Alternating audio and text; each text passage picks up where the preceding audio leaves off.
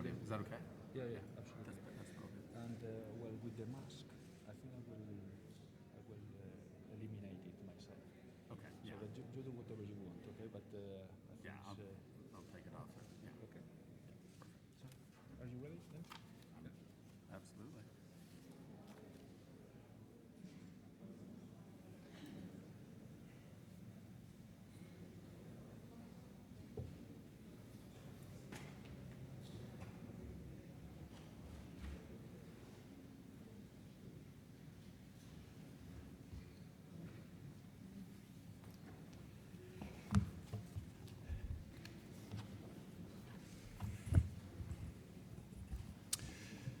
So good morning and welcome to this third conference on financial stability, jointly organized by the Bank of Spain and the Centro de Estudios Monetarios y Financieros, CEMFI. Here we have the director, Rafa. You may know that this is the first physical conference we have been able to organize since the start of the pandemic, and we all hope that this can also mark our return to normality, where physical events become the norm again, are not the exception. Let me start, of course, by thanking the scientific committee, Rafa in particular, who have done a very difficult job, I would say. They've been responsible, of course, for promoting the conference, but also for selecting the papers included in the program. We received more than almost 150 papers, so the selection of the 12 papers that will be presented was not an easy one, and in my view, and as in the previous two editions, you have assembled a very impressive set of papers that combine empirical but also theoretical evidence to explain some of the key events of these extraordinary times. And of course, let me also thank our keynote speaker, Randal Quarles, and all the participants in our panel later on that will be chaired by our Deputy Governor, Margarita, Markus Brunner-Meyer, John Cunliffe, and Jean-Pierre Landau, and of course to all presenters and discussants of the different sessions for their readiness to be here as today. Indeed, many of the papers, if you've gone through them, fit perfectly well, I would say, with some of the main current priorities with the current work of both regulators and supervisors at the global level. So I will try to help framing the discussion in these 2 days by using my initial remarks to focus and to refer briefly to the work of the Basel Committee on Banking Supervision, and in particular on one effort that we've done in the last year, which is to identify lessons learned from the impact of the current crisis on the functioning of the prudential framework for the banking system. It is obvious that the crisis, the COVID crisis, has been the first global test of the Basel reforms implemented after the great financial crisis. So debate has already started about whether or not this reform have performed as it intended. And to contribute to this debate, the Basel Committee published in July a report, a preliminary report on this topic, whose conclusions have also been part of a broader report that was published by the Financial Stability Board, chaired by Randal Quarles. But before describing the main features of this work, let me stress upfront 3 important considerations that I think we have to take into account, and that probably all of them lead to the fact that it is probably very difficult to extract very robust or at least definitive conclusions at this stage on how this framework has worked. The first, of course, element that we have to take into account is, of course, that the origin of the current shock is significantly different from the global financial crisis that motivated the Basel III reforms in the first place. The Basel III standards were not designed with a global pandemic in mind, but rather a crisis induced by the financial cycle, a kind of endogenous shock. But second, this shock has also been accompanied by extraordinary measures, both in the fiscal and the monetary and even in the supervisory front, that to a large extent have also limited the impact on the banking sector. And of course, this has also to be taken into account. And disentangling the effects of all these measures from the framework in itself is, of course, not an easy task. And then third, I think we have also to take into account that the crisis is far from over, and that its final impact on the banking sector and financial stability more in general will probably materialize as support measures are unwound. So with these considerations in mind, let me focus on three topics that are tackled in this report I was mentioning by the Basel Committee, which are also generating a lot of discussion in different fora, in particular in global fora, which are, first, I will focus on bank resilience. Second, I will focus on buffer usability, and then finally on procyclicality of the framework. Well, you perfectly know that the key objective of prudential regulation in general and of the Basel framework in particular is to build a resilient banking system that it is able to absorb shocks and continue to support the economy in the event such shocks materialize. In this regard, we can safely say that the global banking system entered the pandemic on a more resilient footing than in the run-up of the global financial crisis, with a stronger capital and stronger liquidity levels, bolstered by the Basel III standards. And 1 year and a half into the crisis, banks' capital and liquidity positions remain strong. In fact, they remain very, very strong. In addition, while market measures of bank resilience suggest that some banks experienced financial strains early in the pandemic, when market liquidity deteriorated and bank funding costs increased sharply, no internationally active bank has so far failed or required significant public sector funding. And I think it's also factually true that the banking system has broadly maintained its provision of lending and other critical services to households and businesses. As I was referring before, it's obvious that disentangling the effects of the regulatory framework on overall bank resilience from the extraordinary support measures applied during the pandemic is difficult, it's very difficult. However, there are already some pieces of evidence that stress the importance of the role played by the former, by the regulatory framework. First, at the Basel Committee, we examined the extent to which Basel III reforms contributed to bank resilience by looking at the relationship between regulatory measures and market-based resilience metrics and/or lending. And the results of this analysis suggest that banks with higher capital ratios suffer smaller increases in CDS spreads, for example. They also indicate that more strongly capitalized banks showed greater increases in lending to businesses and households than other banks.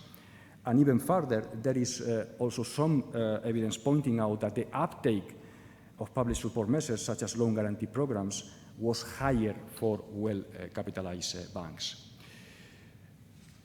Focusing specifically on the leverage ratio, although it is true that it has not yet been implemented by all member jurisdictions and was not binding for most banks during the pandemic, we also examined whether banks that had a smaller amount of capital above leverage ratio were less active than other banks in financial market intermediation during the pandemic. And in general, what we observe is that bank positions in government bond and repo markets remained stable or even rose at the onset of the crisis in response to the rapid surge in client demand for liquidity, though there is some evidence that leverage ratio requirements may have reduced banks' incentives to mitigate the large imbalances that emerge in some markets. And indeed, several jurisdictions temporarily exempted central bank reserves from the leverage ratio calculation, which is banks' balance sheet constraints on their intermediation capacity. Another preliminary finding relates to the positive impact of dividend payment restrictions introduced by several jurisdictions last year. While such measures are not part of the Basel framework or any international standard, empirical results obtained, for example, for the Spanish case, show that these restrictions, which could be viewed as akin to an increase in capital for banks, resulted in a positive impact on the supply of credit. And results also suggest that this measure complemented public support measures adopted in the form of public guarantees and has prevented the capital releases implemented by the prudential authorities from leading to higher dividend distributions to shareholders. So all in all, the main conclusion is that the global banking system has been able to complement and support monetary and fiscal authorities to maintain economic activity during the pandemic, helping to absorb the shock rather than amplifying it, in opposition to what happened during the global financial crisis. Having said that, let me also add that the job is far from finished here. The outstanding Basel III reforms, which, as you know, were finalized in 2017, are still pending. Indeed, the primary objective of these reforms is to restore credibility in the risk-weighted capital framework by reducing excessive variability in banks' model capital requirements and developing robust risk-sensitive standardized approaches.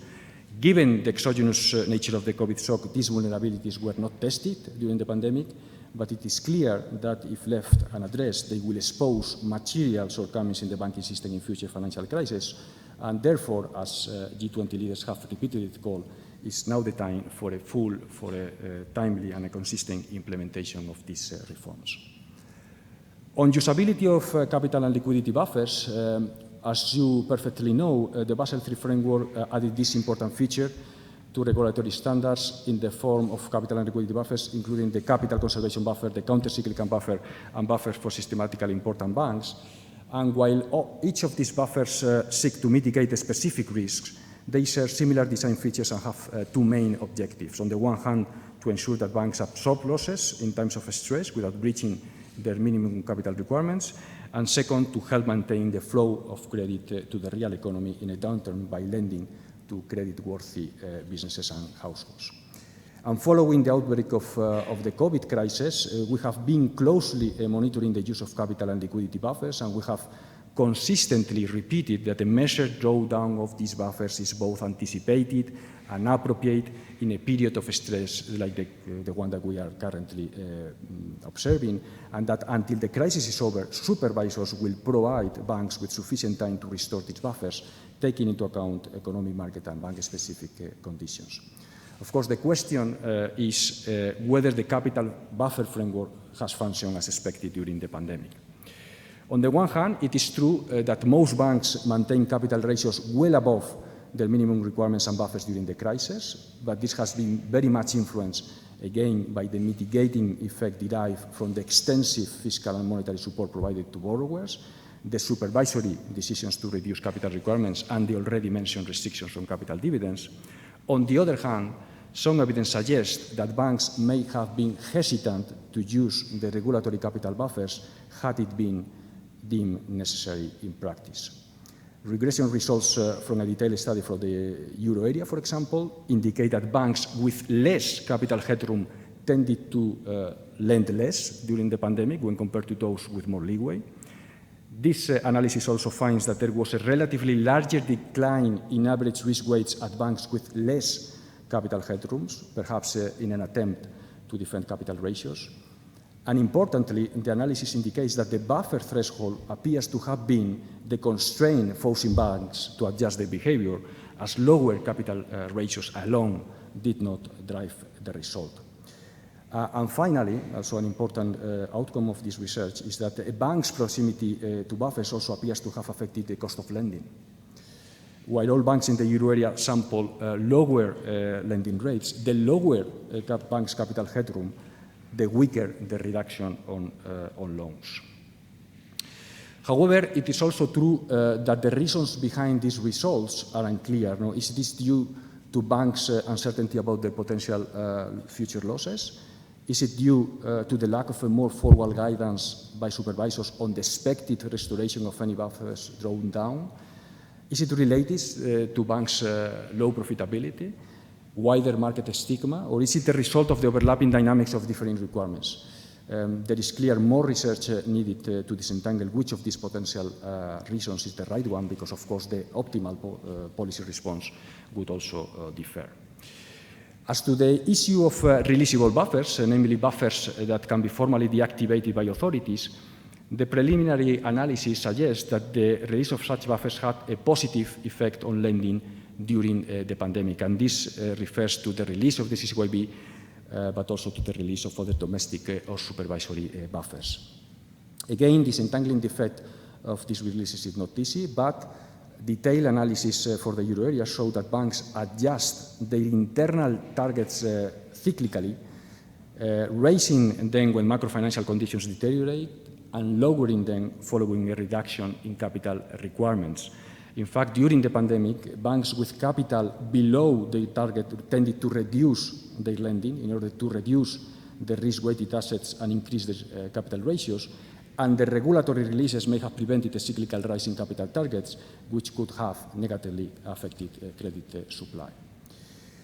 Importantly, this finding, or these findings in general, also suggest that it may be beneficial to consider whether there is sufficient releasable capital in place to address future systemic shocks.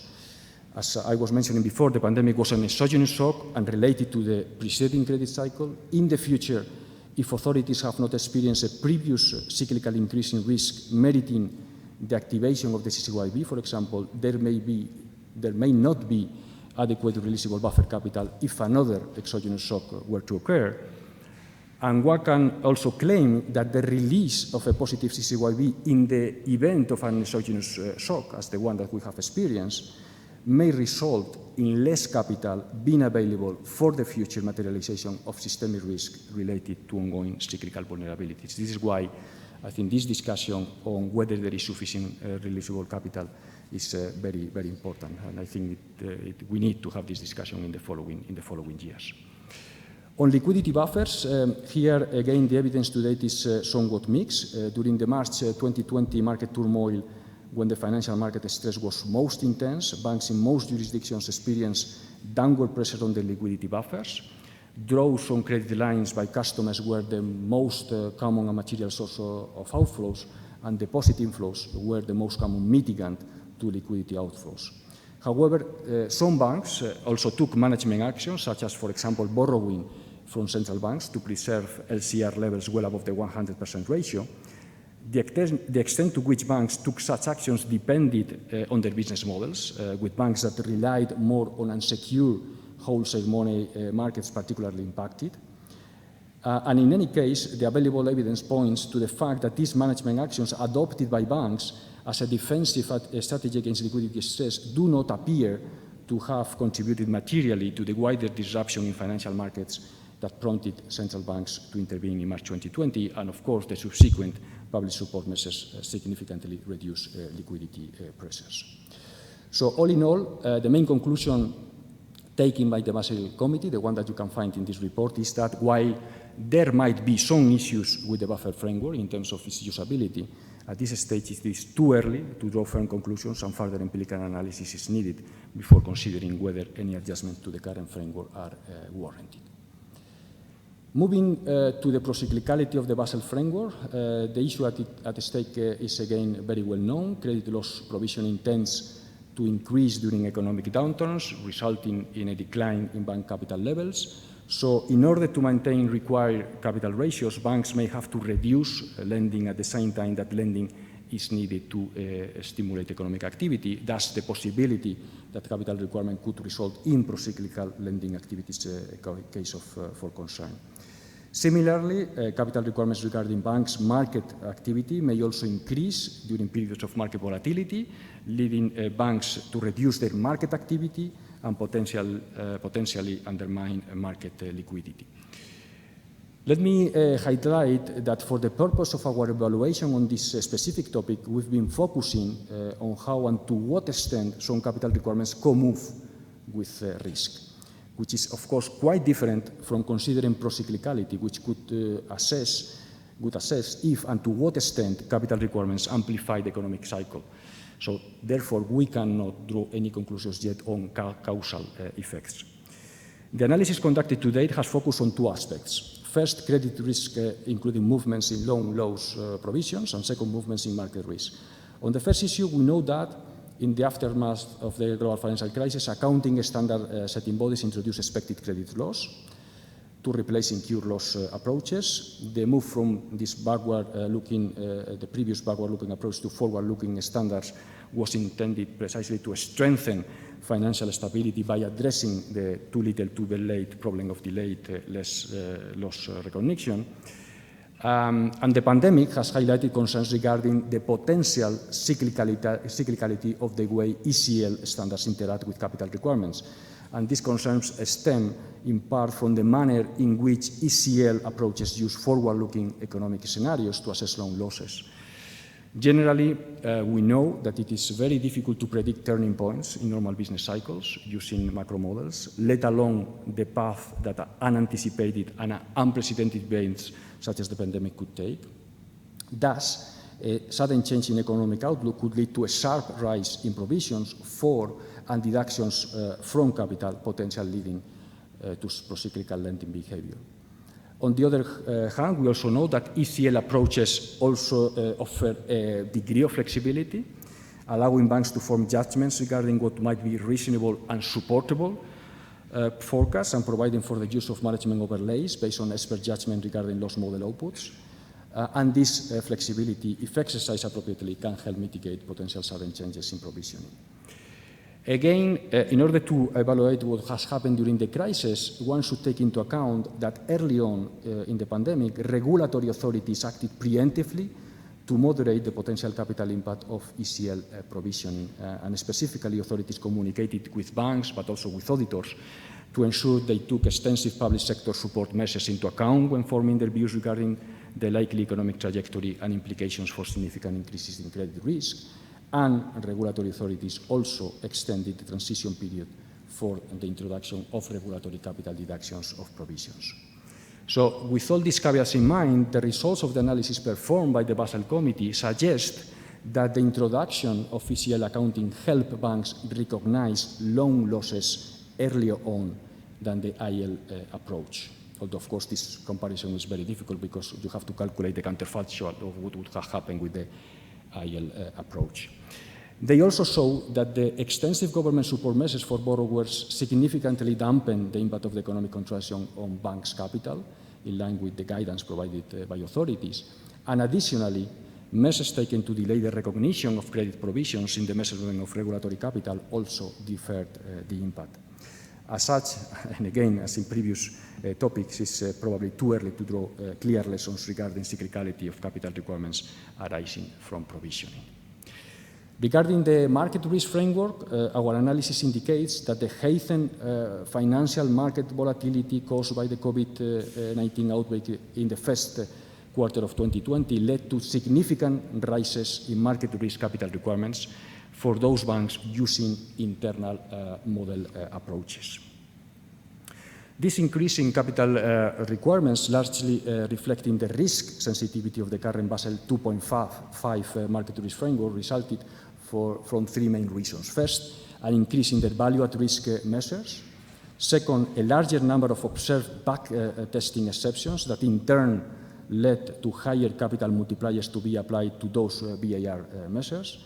And finally, updates of the stress financial period to be used by banks for the stress VAR and SVAR calculations. And again, this led supervisors in several jurisdictions to take targeted measures to address such sources of cyclicality, including temporary reductions of additional capital requirements under internal models, for example, by allowing banks to discard backtesting exceptions and/or not requesting that they update their stress financial period to COVID-19 pandemic. And look at ahead, and also the analysis that have been performed by the Basel Committee points to an expectation that the revisions that took place in the framework and they were agreed in January 2019 will to a large extent mitigate these primary sources of cyclicality that we've been observing during the crisis. So let me now conclude. I would draw two main conclusions from this analysis that has been performed by the Basel Committee, although they remain very preliminary, as I was emphasizing from the very beginning. First, the evidence suggests that the Basel reforms have achieved their broad objective of strengthening and safeguarding the resilience of the banking system. Banks and the banking system would have faced greater stress derived from an unprecedented global economic downturn had the Basel III reforms not been adopted, thus reducing their ability to provide financing to the real economy. And second, some features of the Basel reforms, including the functioning of the capital and liquidity buffers, the degree of countercyclicality in the framework, and the treatment of central bank reserves in the leverage ratio, merit further reflection and analysis. And of course, research work by the academic community, such as many of the papers that will be presented in this conference, would help contribute to the committee's ongoing work aimed at drawing firmer conclusions on these very important topics. So let me now finish by presenting our well-known keynote speaker, Randal Quarles. Randy is currently a member of the Board of Governors of the US Federal Reserve System and served until very recently as Vice Chair for Supervision. Randal Quarles is also Chair of the Financial Stability Board since December 2018. Let me take this opportunity to commend Randy's leadership of the Financial Stability Board over these last 2 years, including his success in weathering the storm by displaying a strong ability to respond to the unprecedented challenges posed by COVID, by promoting coordination at the international level. I think it was very, very important that we were united also in this policy response. By the way, ensuring that we sustain a forward-looking approach towards the important risks and vulnerabilities ahead.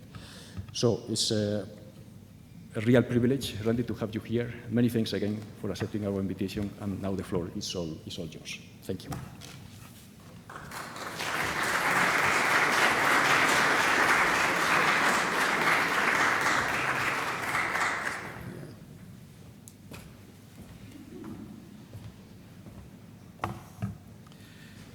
Thank you. Thanks, Pablo, for the kind welcome, and thanks to the Banco de España and CEMFI for convening us at this important conference on financial stability. It's an honor to be here, and it's a great pleasure to be here in Madrid and to see all of you in person. And I commend the organizers for their attention to detail in bringing us together as we all emerge from the events of the last 18 months. As Pablo said, I'm here with you today as the chair of the Financial Stability Board, and today the FSB stands at an inflection point. From here, we can look back at the events and actions of the last 18 months to see what we have learned. And in light of that, we can then look forward to see how the FSB will address ongoing and future financial stability challenges. All of the researchers attending this conference are no doubt doing something similar, looking back to learn so that we can better prepare for the future. Living through the events of last year was, particularly in the early weeks, an experience of near chaos. The world had stopped functioning the way it should, leading to unexpected and in some cases almost unimaginable outcomes, including in our financial markets. As we got some distance from the turmoil and studied pieces of the problems, patterns started to emerge. We began to appreciate nuances that we hadn't appreciated in the moment. And in thinking about that effect, I reflected on the fact that this conference is being held just a few blocks from where Picasso's Guernica hangs. And in preparing these remarks, I reflected on the first time I saw that painting, almost half a century ago, at that time in the Museum of Modern Art in New York, before Picasso would let the painting come to its rightful home in Spain. One's first look at Guernica is chaotic, dizzying, viscerally frightening, hard to comprehend. But after looking at it, thinking about it, living with one's memory of the images for some time, in my case, I still think I'm understanding new things about it after 50 years, we start to see the story told by the bits and pieces. The economic and financial shock created by the outbreak of COVID-19 and the global imposition of attendant containment measures, what I typically refer to together as the COVID event, was precisely the kind of global crisis that the FSB was created for. And as envisaged, the FSB played a central role. But our work is not finished, and as we emerge from the acute phase of the COVID event, the FSB's focus is shifting from crisis management to addressing forward-looking issues. At an event last October, I spoke about some of the lessons of the COVID event for the US financial system, and today, speaking as FSB chair, I'd like to reflect on the role the FSB played. How did we respond in the crisis? What lessons can we draw? And where can we sharpen our focus for the road ahead? So the period between the global financial crisis in 2008-9 and the onset of the COVID event provided some calm for an organization that was built to address crisis. Now, during that time, the FSB wasn't idle. That was a decade in which FSB members focused on enhancing the global financial system's resilience to shocks. Together, we strengthened our individual frameworks for analyzing vulnerabilities and monitoring risks. We developed measured policy responses to address those vulnerabilities and risks. We assessed reforms that were made in the wake of the global financial crisis. FSB members have been working alongside one another since 2009 to improve the tools we have to address resilience. And just as important, members have built trust among themselves. They've been transparent in their actions with each other. We've coordinated with each other. And this has all been vital in preparing us to work together in the unprecedented and unpredictable landscape of the last 18 months. Early in the crisis, as the COVID event unfolded, the FSB provided a forum where members met regularly. Some part of the FSB was meeting almost constantly in the early weeks to exchange information about the trajectory of the COVID event in different parts of the world, information about policy responses across member jurisdictions, areas where the potential for spillovers from one jurisdiction to another would need to be addressed. Navigating a crisis is no small feat, and as we collectively moved through the experience, we didn't have much opportunity to share details with the broader public on how we were working together to forge a coherent path. So today, in outlining the many steps we took together, I hope to provide an anatomy of coordination through crisis. Given the openness of information sharing, FSB members were able to quickly identify areas of concern that required action. We used real-time input to focus on 4 critical nodes of the global financial system: financing the real economy, access to US dollar funding, meeting financial intermediaries' liquidity demands, and monitoring counterparty risks. This open communication and real-time monitoring improved policymakers' clarity around executing emergency measures to help stabilize domestic economies. And additionally, this information sharing helped FSB members ensure coordinated steps and ensure that we were minimizing opportunities for spillovers from jurisdiction to jurisdiction. Throughout the COVID event, but especially in the spring of 2020, the FSB convened at least every week. And again, sometimes, some part of the FSB was meeting sometimes every day. Our staff in Basel regularly presented data for members to consider and discuss, in addition to members sharing their own jurisdiction-specific information and analysis. To provide deeper analysis for policymakers, the FSB formed several expert groups to examine and assess specific issues as they unfolded, and this coordination helped enable the swift and bold interventions that maintained market functioning globally. Many of the supervisors in the FSB's membership provided banks with flexibility for their capital and liquidity buffers and encouraged banks to work with borrowers on loan modifications. The FSB also supported the delay of non-critical work to reduce the operational burden on firms and authorities. Collectively, these steps sent a strong signal about our resolve to lessen the economic fallout from the COVID event and helped prevent a disorderly sale of assets. The supervisors and the regulators in the FSB membership also convened more frequently to discuss market developments and to coordinate on the measures they were taking. And the FSB also cataloged the thousands of steps our members took to respond to the COVID event so that a playbook of sorts is available for the future. Getting broad stakeholder input was also important to the FSB and to me personally, particularly given the varied impact of the COVID event and divergent paths to recovery.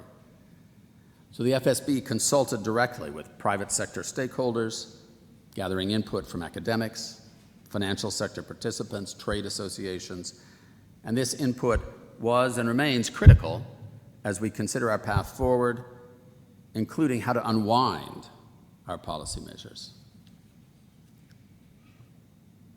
So now moving from analysis to action. A key lesson of the COVID event is that non-bank financial intermediation is a critical area for action, especially short-term funding markets, where the money market fund sector has more than $8 trillion in assets under management globally. During normal times, companies and retail investors treat shares in money market funds like cash, fully fungible, riskless, payable on demand. But the fund's promise of liquidity and investors' resulting expectations aren't always well aligned with the liquidity of the instruments in which money funds invest. This misalignment, liquidity transformation, creates incentives for money market fund investors to redeem when market liquidity becomes scarce. And that's exactly what happened during the COVID event. Runs on some types of money market funds in March of last year were similar in scale to the devastating runs in 2008, and they again contributed to stress in systemically important short-term funding markets. Even before the COVID event, the FSB had assembled a senior group from central banks and market regulators together to assess vulnerabilities in the non-bank sector and to coordinate and drive forward needed reform. We were fortunate to have had this group in place when the COVID event brought these vulnerabilities into sharp focus.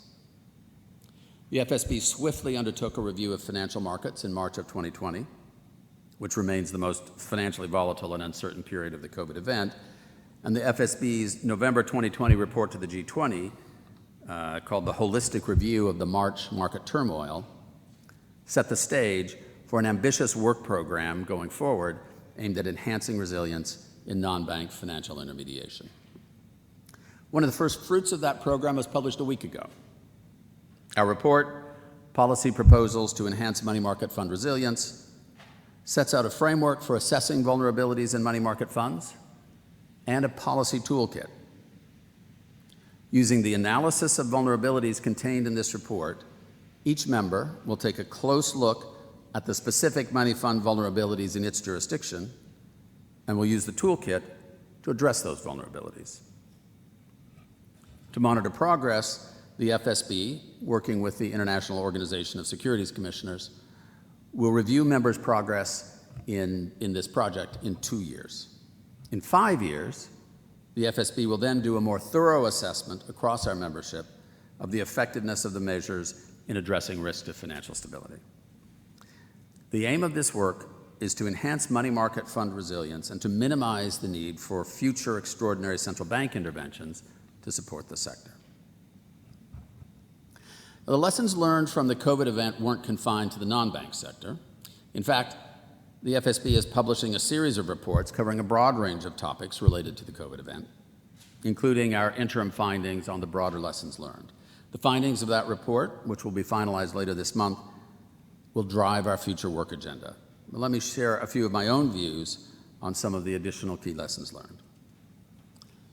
My first takeaway, like Pablo's, is that the global financial system entered the latest crisis more resilient than the last, particularly the banking sector.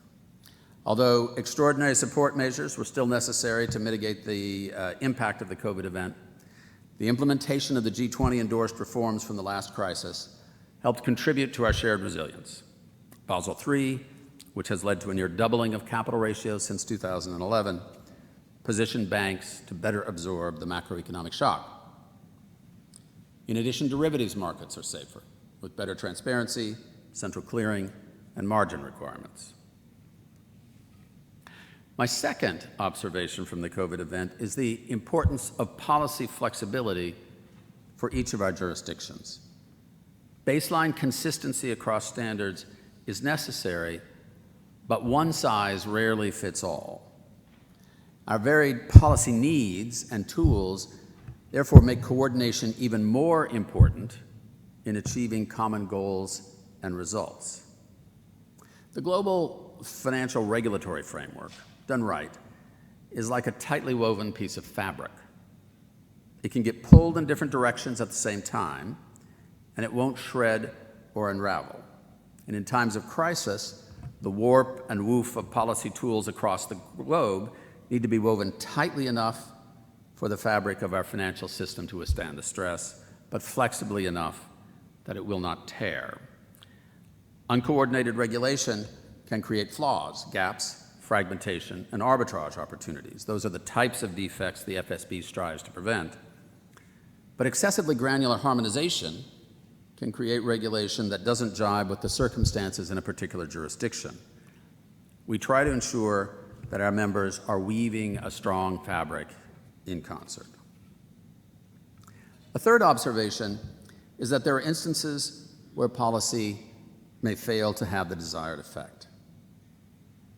I found banks' apparent reluctance to use the capital buffers in the post-2008 capital framework an interesting lesson from the COVID event. Some evidence suggests that banks may have been hesitant to use their regulatory capital buffers to meet credit demand, despite the stated intent from supervisors that banks should use their buffers during stress. That could be due to uncertainty regarding potential future losses. It could be due to the wider market stigma that may result if a bank were to use its buffers. Perhaps the extensive fiscal and monetary support provided to borrowers averted banks' need to use buffers. Research into this reluctance will be important so that we can improve our macro and microprudential tools for the next time we need them.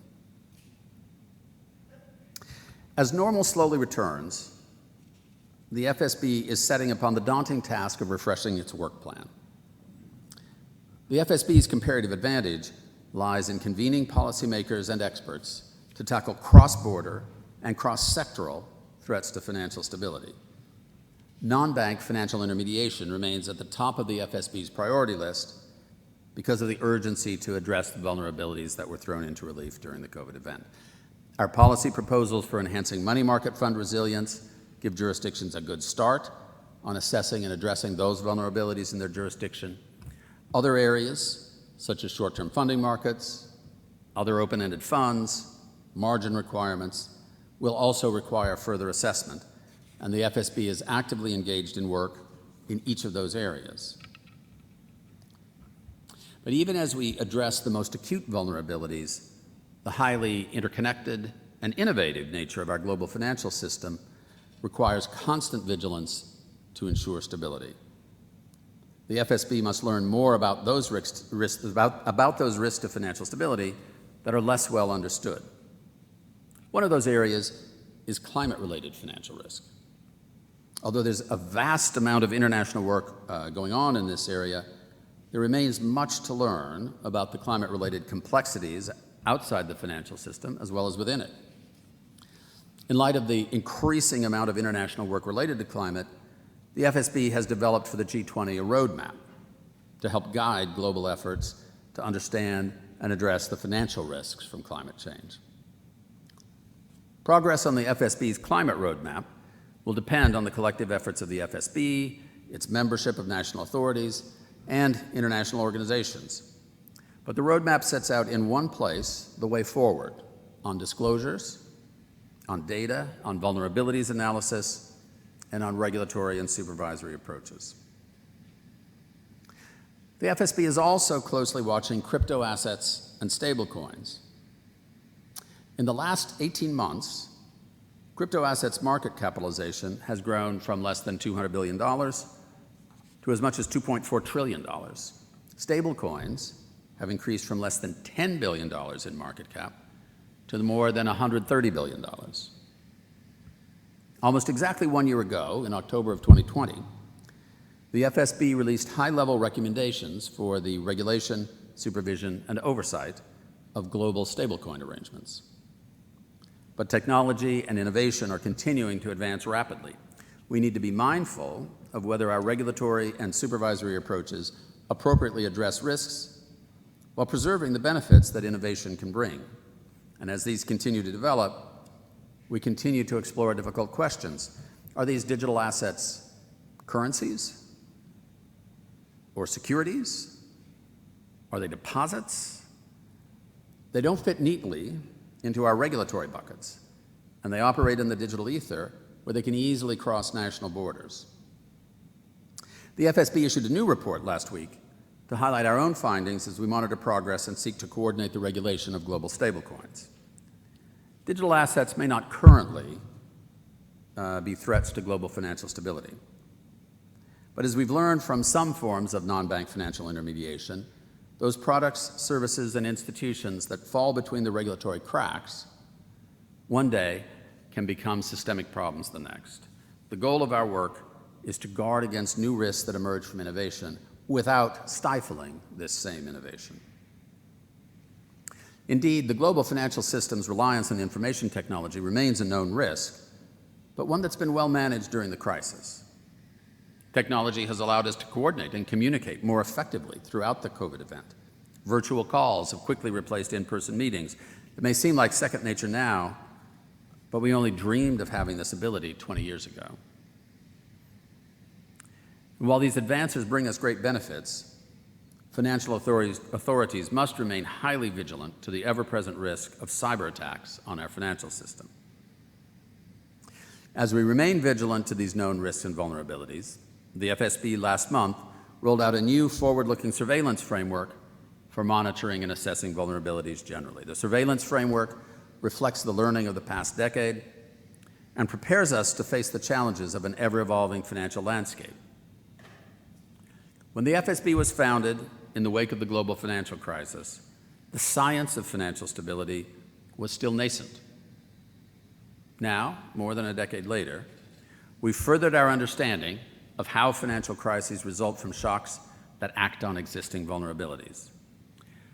This new framework that we have developed at the FSB will better account for resilience, for our capacity to absorb shocks, in order to better apprise net vulnerabilities and identify gaps.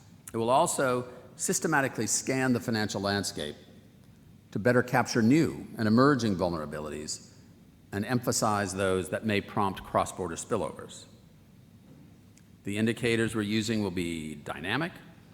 They'll include asset prices and asset quality, funding, liquidity, leverage, complexity, cross-border linkages, and operational considerations. The framework also incorporates monitoring of the balance sheets of non-financial sectors like households, corporates, and sovereigns. Along with these indicators, the new framework will obtain input for assessing vulnerabilities from qualitative surveys, from working groups, and from private sector workshops. It will preserve flexibility and recognize our members' inherent differences, and I see the new surveillance framework as an important communication and framing device within the FSB, within the G20, and with the public. Unforeseeable and exogenous shocks like COVID-19 will require us all to be resilient, vigilant, and agile, and the FSB welcomes public comment and discussion regarding the new framework, which I expect to be a useful construct for years to come. In conclusion, the COVID event was the first great test of the FSB, and I think we did the job we were born to do. I want to thank the many of you here today who are researching these issues, sharing your findings at conferences like this one, and enriching the work of the FSB. For our part, the FSB will continue convening G20 policymakers and experts to assess vulnerabilities, to coordinate policy responses, and to evaluate the effectiveness of the measures we take. In doing so, we'll always strive to consult with a wide variety of stakeholders to help us respond to the most pressing financial vulnerabilities of our time. Continued collaboration and cooperation among financial sectors, among regulators, among governments, academia, and international organizations will be one of our greatest advantages as we prepare for the next crisis. Thank you very much.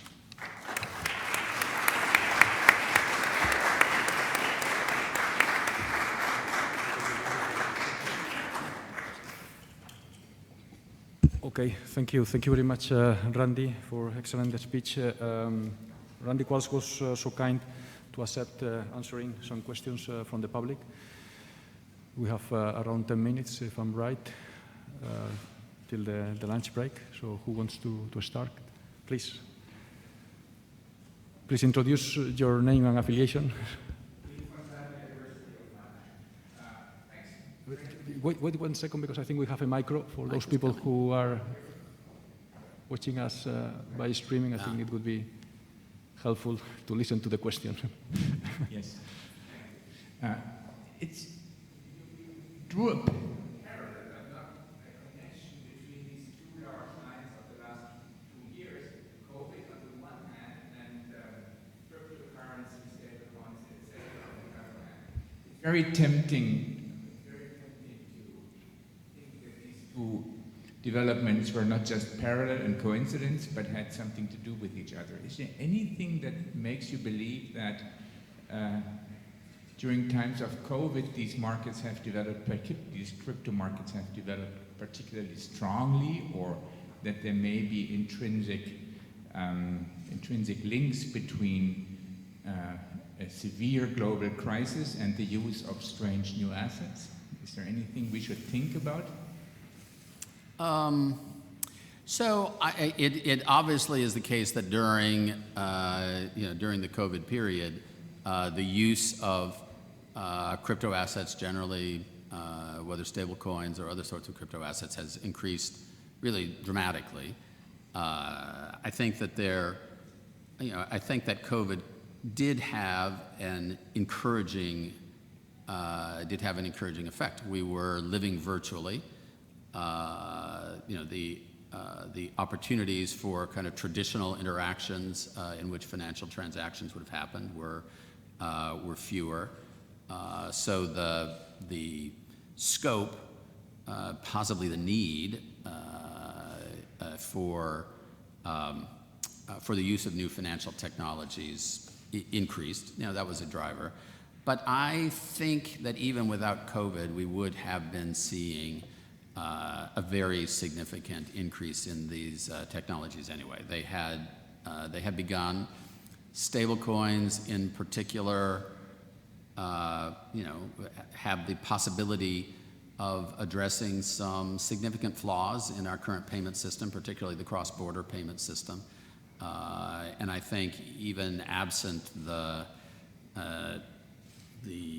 sort of intensifying factor of the COVID event, we would be needing to respond to that. And even as the COVID event wanes, I don't think we're going to see any slowing in the growth of those technologies. Rafa, please.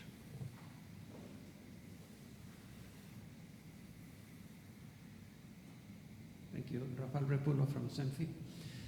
I have a question about buffer usability, which is a topic that both of you raised. In his Jackson Hole speech earlier this year, Don Kohn advocated to move to what he wrote, a more active use of the countercyclical capital buffer. He wrote, it should be at a positive rate in normal standard risk environment, raised from that when leverage or liquidity transformation has reached a more dangerous levels among borrowers or lenders, and cut when stress events occur. What's your view on Don Kohn's proposal? So the countercyclical capital buffer is a great idea on paper, and it may be a fine idea in practice. I would say the lessons so far, I mean, we need to understand better, but the lessons from those jurisdictions who had their countercyclical capital buffer on and turned it down during the COVID event, I would say that what those jurisdictions have tended to tell us was it was hard to that didn't have a dramatic effect for them. Now, there were lots of clouding events that also happened. So there was such a dramatic amount of fiscal and monetary support into the advanced financial economies everywhere that maybe it's maybe the effect of turning down the countercyclical capital buffer in those jurisdictions that had it on to turn down would have been more evident if you had had a more disrupted real economy, if you'd had kind of more concern about losses from the real economy and banks thinking how much of this are going to have to absorb. It became reasonably clear early on that that level of fiscal and monetary policy support was was going to mitigate the amount of pressure that the banks themselves were going to come under. In the United States, some of you will have heard me say this before, I think we were in a slightly different situation. Our sort of through the cycle capital levels, in part because of the sort of the rigor of our stress tests, were extremely high. And my concern was that we would not have a way to, that we effectively, the way I phrased it was, our countercyclical capital buffer is already on. And our problem will be when we come to a period of stress, how will we turn it down, because we don't have a variable, we don't have that variable piece on top. We turned on our countercyclical capital buffer kind of permanently, and then we took a hammer and broke the dial. So I would disagree with Don to the extent that part of what he was urging, he didn't phrase it quite as directly, but I mean part of what he was urging was the United States should have turned on a countercyclical capital buffer in the run-up to the COVID event, and then they would have had something to turn down.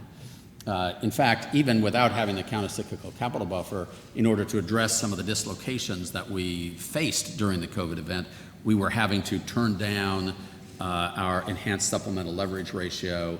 We were having to try to find ways, as I had said I thought would be the problem, to go into a steady stream system and turn down elements of that system that weren't intended to be variable dials, so that we could address what might be kind of restrictions on the ability of the financial sector to intermediate. Now here it was less the ability to provide credit, which they were providing fine, but to intermediate our, particularly our treasury market, because of capital requirements during the COVID event. So, those would be my two remarks. I think the jury is out, although I'm still in favor of the notion of having a flexible layer of capital on top. Call it the countercyclical capital buffer, call it the purple panda, whatever you want, that you could turn down during times of crisis. I would say the data from COVID is unclear as to how useful that really was, but COVID may be unusual. So I still support the idea of a countercyclical capital buffer. To the extent that those who continue criticism of the United States for not having turned it on in advance of COVID, I'd say, well, actually we did. I think the way COVID played out underscores what I had been saying from the beginning, which is our problem is not that we haven't turned it on. Our problem is that we will find it very hard to turn it down in a period of stress. And we still have that issue in the U.S.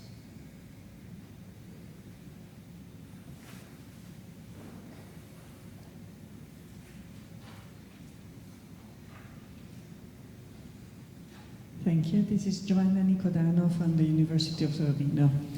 I'm trying to understand what we are learning from waiting before regulating the cryptocurrencies.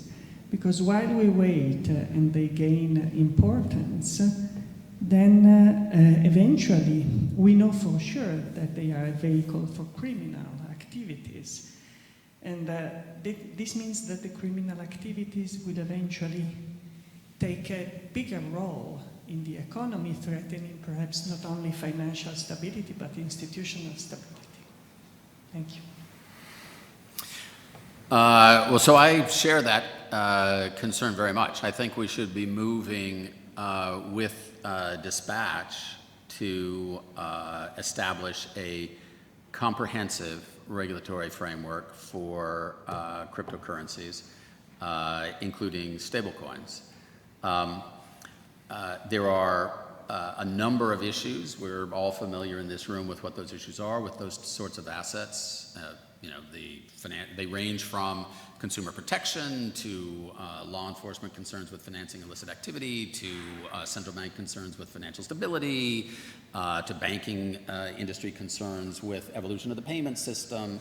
And you're absolutely right that the longer we wait to have both in any of our jurisdictions, a comprehensive regulatory framework and an international coordination of those regulatory frameworks, there's a greater and greater chance that we all get Ubered as I call it, which is simply that an unregulated sector of the economy grows so fast and so quickly that it becomes very difficult to step in and regulate it without a lot of disruption.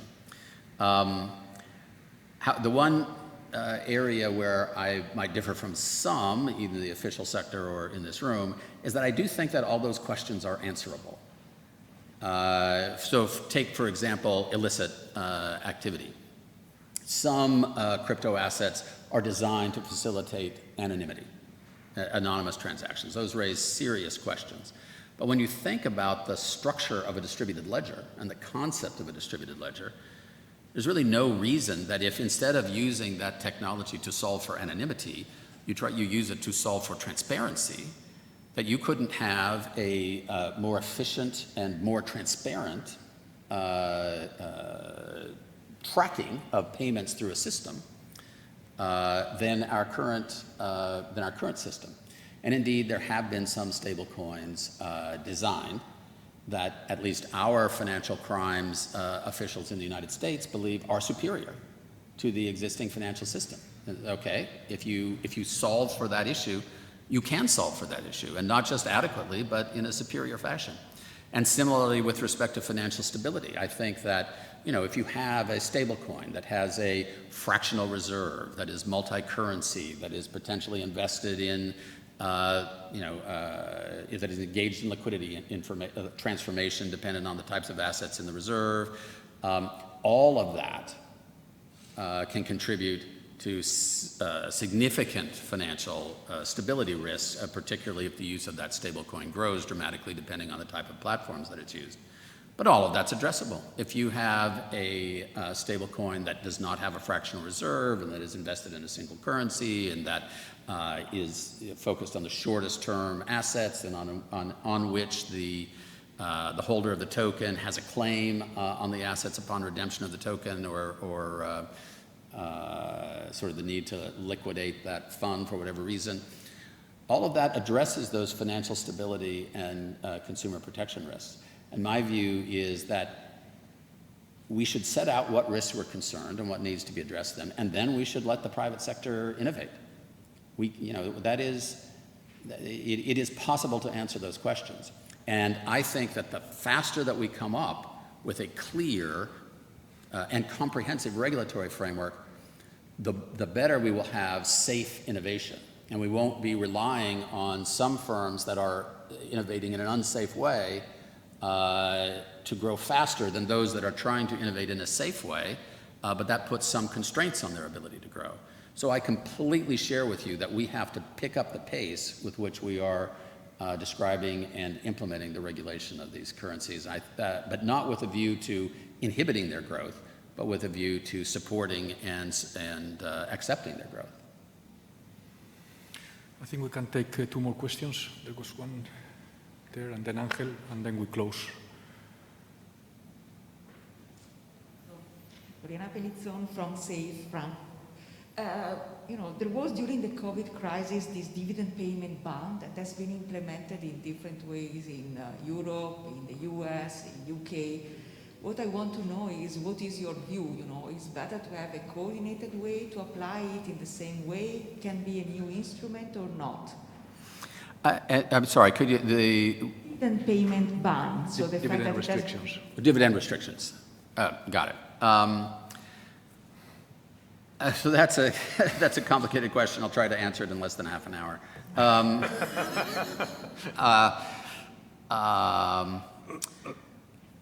So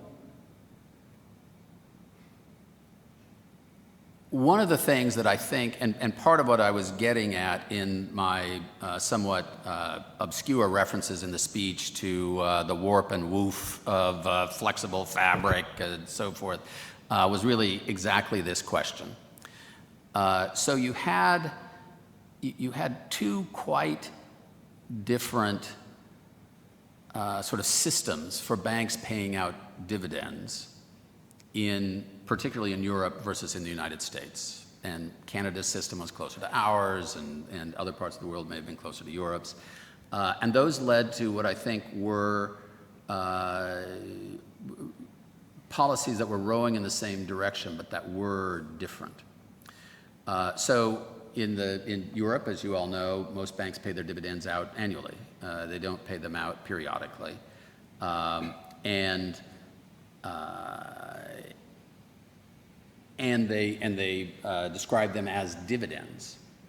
And so if come the spring of 2020, banks were preparing to pay out those dividends. And in the spring of 2020, we didn't know how severe the losses that might be feeding up into the financial system were. So I think it was quite reasonable for the Europeans to adopt the view of we're going to prevent the distribution of those dividends. Those dividends should not be distributed because we just don't know whether they're going to be needed or not. The UK has a similar system. They have more firms that distribute their dividends quarterly rather than annually. But in neither jurisdiction do you really have the practice that's very common in the United States, where particularly for our larger firms, the great bulk of distributions of returns to capital come in the form of share repurchases rather than dividends. So as we looked in the United States at the issue that we faced, it was, okay, well, we've got a relatively small quarterly dividend to be paid out from our banks. And then we've got relatively large amounts that they are scheduled to distribute through repurchases over the course of the year. And we thought that the best way to say, okay, that level of uncertainty now is very high, but we have time. We had flexibility and some opportunities that the Europeans and the UK didn't have. We could say, all right, we're going to stop share repurchases completely, but the amounts that you have promised to your and those vary. Shareholders want that capital return, but they aren't counting on it. They haven't factored that in. You haven't promised it to them. That's one of the reasons why capital distributions are structured the way they are in the United States, to allow that flexibility. But the amount that you promise to your shareholders in the form of a dividend will allow you, at least for this first quarter, to pay it out. And every quarter we will make a new decision because you pay out only a quarter's worth of dividends each time, as opposed to one annual dividend that was getting ready to be paid out in the spring of 2020. I think that our ability to do that, obviously it turned out to be the right approach in the end because the banks did not need to have accumulated all of that. If we had stopped dividends, they would now be trying to figure out ways to return that capital. And interfering with the dividend would have affected the bank's ability to raise capital in the future. People have tried to quantify that. All of that is, a very creative use of Greek letters to come up with. I respect the work, but at the end of the day, you can't quantify how much it would have increased their cost of capital funding in the future, but it would have affected it. If you were an investor saying, I could invest in Apple or I could invest in JP Morgan, and they don't interfere with the dividends of Apple, and whenever they get worried, they will just tell JP Morgan to stop paying me, at the margin, you're going to invest in a different firm. So our ability to have, because of our framework, to have said, continue paying your dividends, but we'll look every quarter, and if things are getting dicey, we may stop that too, but completely suspend the share repurchases, which you haven't promised your shareholders anyway. I think that has preserved that has resulted in less harm to the financeability of the U.S. financial sector and turned out to be completely fine given the way that COVID evolved. An interesting question whether in light of that other jurisdictions should be saying, should we kind of evolve our shareholder return practices to something that has those greater types of flexibility? Last question, Ángel, please.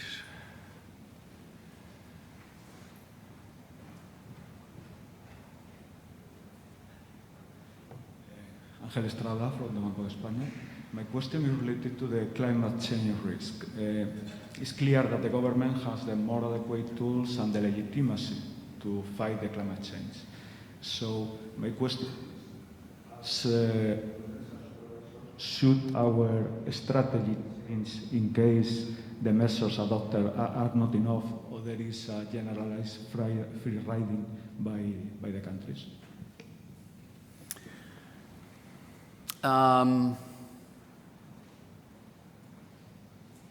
So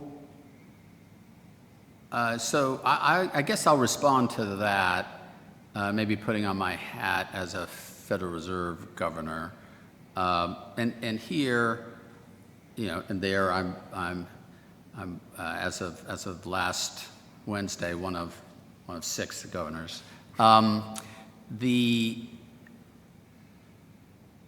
I think that it is incumbent on supervisors of banks to ensure that the system is resilient to any sort of risk that it will face, whether that's from the evolution of climate over time, from the physical risk itself that comes from that evolution, or the risk that particular firms may be subject to limitations on their ability to repay debt that come from political action to accelerate the pace of transition away from fossil fuels. All of those are potential risks to the financial system, and we need to ensure, as bank supervisors, we need to ensure that the banking system, the financial system as a whole, is resilient to that. It's also clear that investors want data on how economic activity generally, not just financial firms, but economic activity is affecting climate change.